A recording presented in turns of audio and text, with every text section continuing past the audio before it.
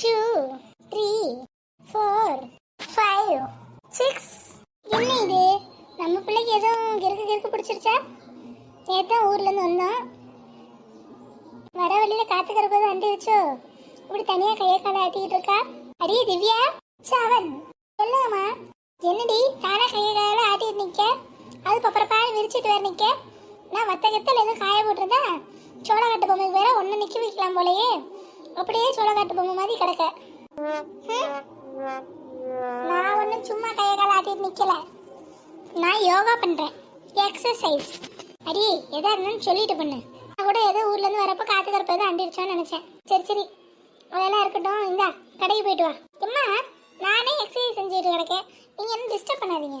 போயிட்டு வந்து செய்யண்டி. அம்மா இன்னும் 2 நாள் ஸ்கூல் திறக்க போகுது. நான் உடம்பு ஃபிட்டா வச்சிருந்தா தானே ஸ்கூலுக்கு வரப்ப நல்லா இருப்பேன். அடி 2 மாசமா லீவ் இருந்துச்சுடி. அப்பெல்லாம் இதை செஞ்சிருந்தா உடம்பு இழைச்சிருக்கும்.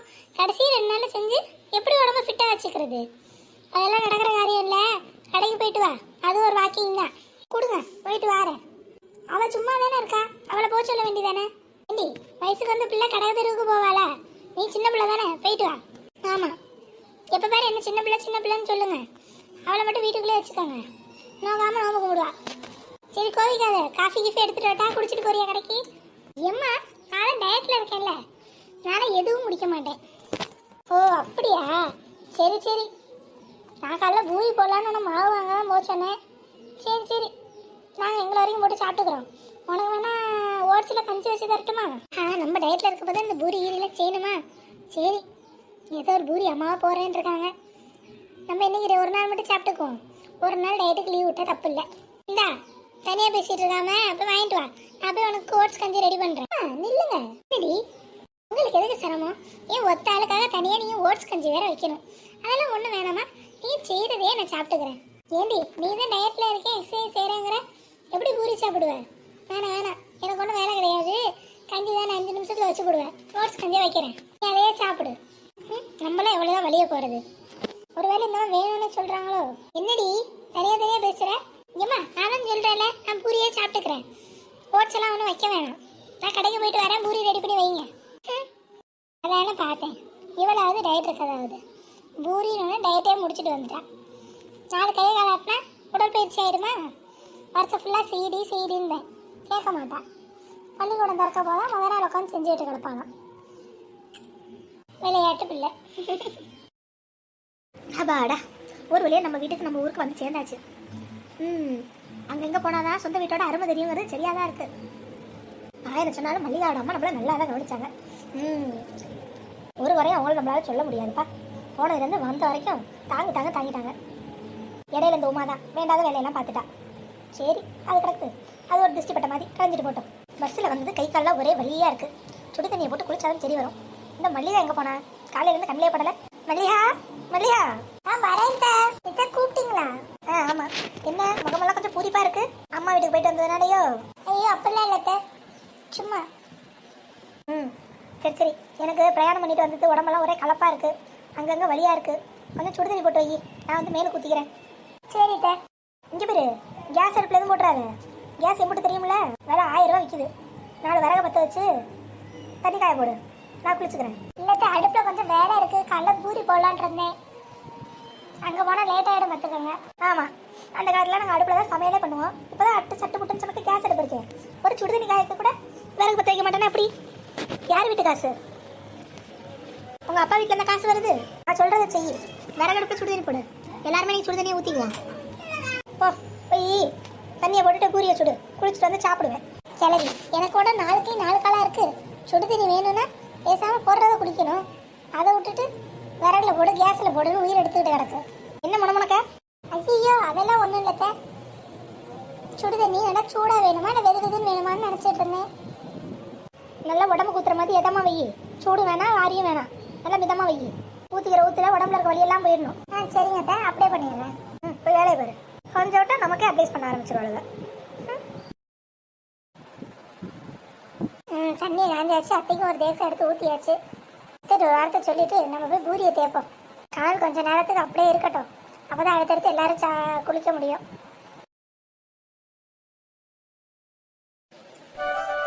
மாவு பிரச்சனை ஆயாச்சு. கடகடன் பூரியை தேய்ச்சிடணும்.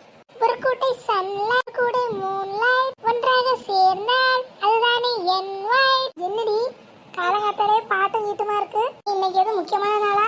ஏக்கா ஏதாவது முக்கியமான நாள்னா தான் ஆட்டம் பாட்டமா இருக்கணும் கிடையாது. எப்பப்பெல்லாம் தோணுதோ அப்பப்பெல்லாம் இருந்துடணும். அதுவும் சரிதான். சரி இன்னைக்கு என்ன காலையில உணவு? மாவை பார்த்தா பூரியோ சப்பாத்தியோ போடுற மாதிரி தெரியுது. ஆமாண்டி சப்பாத்தி இல்லை பூரி தான் போடலான்னு இருக்கேன். நல்லது நல்லது. நான் கூட இட்லி தோசைன்னு ஏதாவது செஞ்சிருவீங்களோ நினச்சேன். நல்ல வேலை பூரி செய்றீங்க. உங்க கையால பூரி சாப்பிட்டா ஒரு தனி ஆனந்தம் தான்க்கா. ஆமாமா அப்படி பேசி பேசி அவ்வளோ வேலை வாங்கி நீ சும்மா உட்காந்து சாப்பிட்டுட்டு. நீங்க எப்போ வந்தீங்க? நீ பாட்டு பாடிட்டு உள்ள போந்து பத்தியா? அப்பயே வந்துட்டேன். இந்த உலகத்திலே ஒரு கவலை இல்லாம வாழ்ற ஒரே ஜீவன் நீ தான். யாரை பத்தியும் எதை பத்தியும் கவலை கிடையாது. அப்படி இல்லக்கா. இல்லையா எல்லாம் நீ கொடுக்குற இடம் தான் இல்லையா? இவ என்ன வயசு பிள்ளையா உட்கார வச்சு சோறு போடுறதுக்கு? ஒரு பிள்ளை பெத்துட்டா இன்னும் ஒன்றும் தெரியல. நீ முதல்ல எந்திரி. இவன் உட்காந்து பூரி தேய்க்கிட்டோம். நானா? அப்புறம் நீ இல்லாமல் ஆத்தா கை வந்து தேப்பாரோ? மரியாதையாக வந்து இப்போ பூரிக்கு எல்லாமே நீ தேய்ச்சி வைக்க சொல்லிட்டேன் இல்லையா? நீ எலும்பு நீங்கள் உட்காந்து சரி வராது. எலும்பு வந்து நீ எனக்கு துண்டு எடுத்து கொடு. அவள் தேய்ச்சி வைக்கிட்டோம். அப்புறம் வந்து பூரி போட்டுக்கலாம். எலும்புங்கிறல என் கூட வந்து குளிக்க துண்டு எடுத்து கொடு. என்ன அத்தை சுத்தனுக்கிட்டு போமால துண்டு எடுத்துட்டு வா. ஐயோ இந்த கவரை நம்மள தனியாக விட்டுட்டு போயிட்டாங்களே.